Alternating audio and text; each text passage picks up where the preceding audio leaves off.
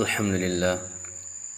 যেসব ভাই ও বোনদের পবিত্র মাহে রমজানের রোজা বিভিন্ন কারণে ভঙ্গ হয়েছে, সফর অবস্থায় বা অসুস্থ থাকার কারণে, তো তাদের ব্যাপারে বলবো, যেই সকল রোজা পবিত্র মাহে রমজানের ফরজ রোজাগুলি ভাঙতি হয়েছে 2, 4, 5 অথবা বেশি কম, সেই রোজাগুলি আগে রাখতে হবে।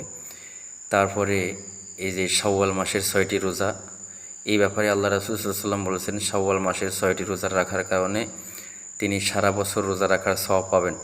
তো সেই ক্ষেত্রে পবিত্র মাহে রমজানের রোজা যাদের ভঙ্গ হয়েছে সেইগুলি আগে রাখবেন, তারপরে এই নফল রোজা রাখবেন, এটাই।